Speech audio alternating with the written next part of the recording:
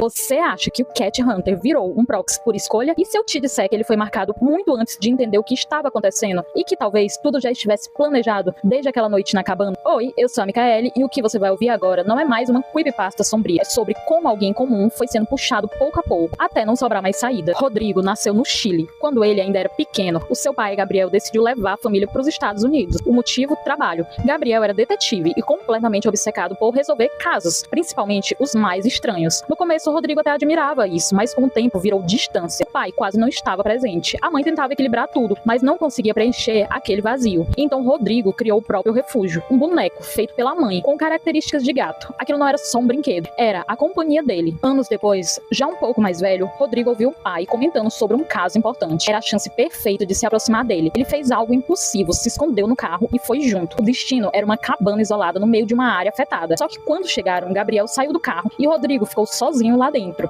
E foi aí que o silêncio mudou. Sem aviso, uma presença apareceu. Uma figura mascarada surgiu do nada, quebrou o vidro e puxou Rodrigo pra fora. No meio daquilo tudo, o boneco foi rasgado e o pulso dele foi marcado. Quando o pai voltou, conseguiu interromper aquela situação, mas não foi rápido o suficiente para evitar o trauma. Depois daquela noite, Rodrigo nunca mais voltou ao normal. Ele começou a ter pesadelos constantes, evitar lugares, se assustar com coisas simples. Mas com o tempo, as coisas ficaram ainda mais estranhas. A casa de Rodrigo parecia reagir sozinha. Às vezes, tinha luzes falhando, aparelhos com interferência e o mais inquietante, a marca no pulso, o que era só uma cicatriz, começou a mudar de forma. Primeiro um X, depois um círculo ao redor, como se fosse um símbolo sendo formado. Quando Rodrigo chegou na fase adulta, as sensações pioraram. As vozes deixaram de ser só ruído, começaram a aparecer direcionadas, até que um dia veio uma instrução simples: olha pela janela. E quando ele olhou, viu uma figura alta, imóvel, sem rosto. Não fez barulho, não se aproximou, só estava lá, observando. O Slenderman.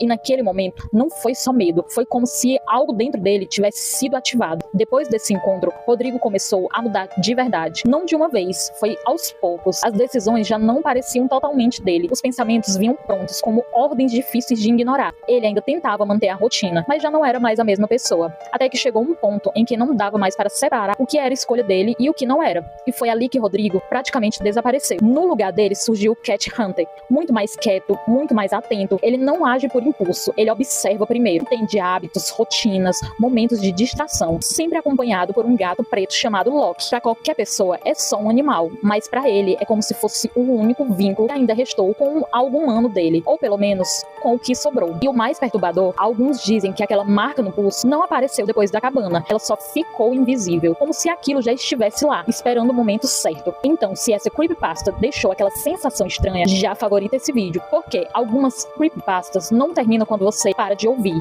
elas só esperam você